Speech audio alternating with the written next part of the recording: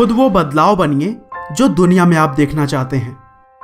ये वाक्य आज से सालों पहले महात्मा गांधी ने कहे थे, और इन वाक्यों को अगर किसी व्यक्ति ने हकीकत में बदला है तो वो है इलॉन मस्क। इलॉन मस्क अफ्रीकी मूल के इन्वेस्टर, इंजीनियर और बिजनेसमैन हैं, और आज के समय में वे पूरी दुनिया में अपनी दूरगामी सोच की वजह से काफ़ी प्रसिद्धि पा चुके हैं।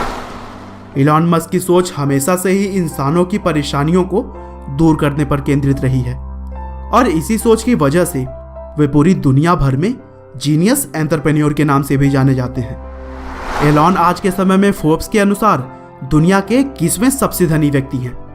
लेकिन दोस्तों, कोई भी व्यक्ति जन्म से अमीर नहीं होता। इस पायदान पर पहुंचने के लिए उसे ना जाने कितनी मेहनत करनी पड़ती है। ठीक उसी तरह ही इलॉन मस्क ने भी बचपन से ही काफी मेहनत की, और बहुत सारे संघर्षों के बाद आज वे लाखों युवाओं के लिए एक इंस्पिरेशन बन चुके हैं। तो चलिए दोस्तों, इलॉन मस्क के इस मोटिवेशनल लाइफ जर्नी को हम शुरू से जानते हैं।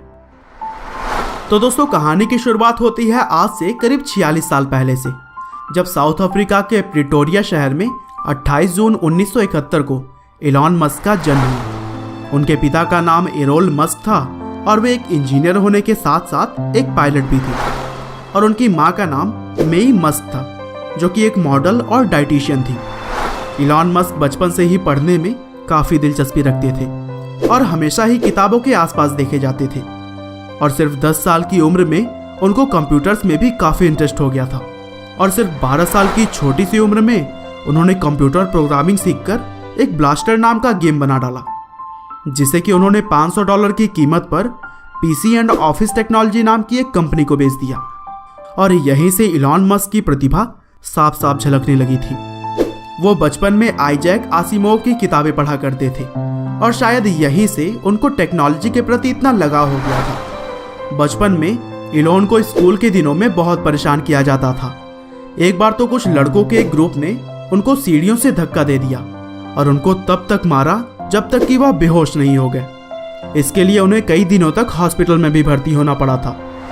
लेकिन दोस्तों, इलॉन मस्क को भले ही बचपन में इतनी सारी परेशानियों का सामना करना पड़ा, पर आगे चलकर उन्होंने मानवता के हित में काफ़ी सराहनीय काम किए।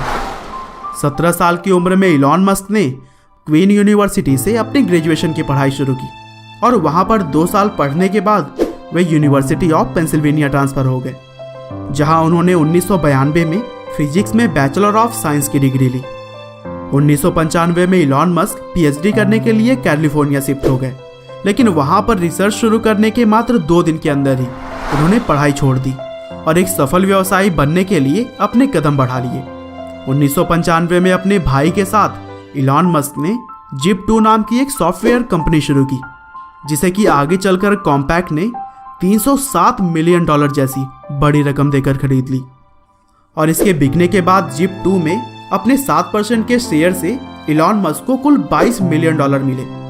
और फिर 1999 में इन पैसों में से $10 मिलियन का इन्वेस्ट करते हुए इलॉन ने X.com की स्थापना की, जो कि एक फाइनेंशियल सर्विस देने वाली कंपनी थी।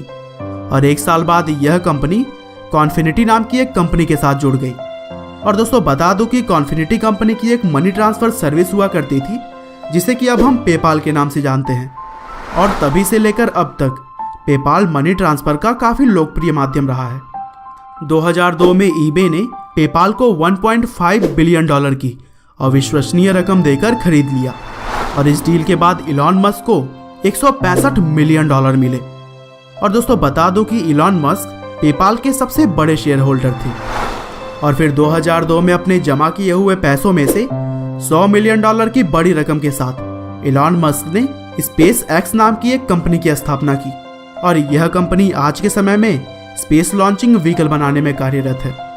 और मस्क ने एक इंटरव्यू में बताया कि 2030 तक वे इंसानों को मंगल ग्रह पर बसाने की पूरी तैयारी में है। 2003 में इलॉन मस्क ने 2 लोगों के साथ मिलकर टेस्ला इंक नाम की एक और कंपनी की शुरुआत की, और 2008 के बाद से ही वे टेस्ला के सीईओ के तौर पर काम कर रहे हैं। और दोस्तों, शायद आपको तो पता ही होगा कि टेस्ला की खासियत इसकी लाजवाब इलेक्ट्रिक कार्स हैं। और फिर 2006 में मस्क ने अपने कज़न की कंपनी सोलर सिटी को फाइनेंशियल कैपिटल मुहैया करवाकर इसे शुरू करने में अहम रोल अदा किया।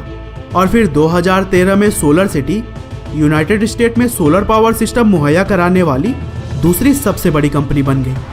और फिर आगे चलकर 2016 में टेस्ला इंक ने सोलर सिटी को अपने अंतर्गत ले लिया और आज के समय में सोलर सिटी पूरी तरह से टेस्ला इंक के अंतर्गत ही काम करती है। दिसंबर 2015 में इलॉन मस्क ने एक आर्टिफिशियल इंटेलिजेंस रिसर्च कंपनी की शुरुआत की जिसका नाम ओपन एआई रखा गया, जिसके तहत वो मानवता के लिए आर्टिफिशियल इंटेलिजेंस को फायदेमंद और सुरक्षित बनाना चाहते हैं। 2016 में इलॉन मस्क न्यूरालिंक नाम की एक कंपनी के को-फाउंडर बने और यह कंपनी आर्टिफिशियल इंटेलिजेंस और ह्यूमन ब्रेन को जोड़ने के काम में लगी हुई है। तो कुल मिलाजुलाकर दोस्तों देखा ना आपने, एलॉन मस्क किस तरह से अलग अलग तरह के बहुत सारे कामों में लगे हुए हैं और इस बात से उन्होंने साबित कर दिया है कि उनके जैसा सोच रखने वाले व्यक्ति ही कुछ बड़ा कर पाते हैं। वैसे तो आज वो एक जानी मानी हस्ती हैं और दुनिया भर में नाम कमा चुके हैं, लेकिन उनका मानना है कि दुनिया में अभी भी बहुत सारी ऐसी चीज़ें हैं जिसे कि बेहतर करके मानव के हितों में काम किया जा सकता है। उम्मीद है कि आपको इलॉन मस्क की यह लाइफ स्टोरी ज़रूर पसंद आई होगी। आपका बहुमूल्य समय देने के लिए बहुत बहुत धन्यवाद।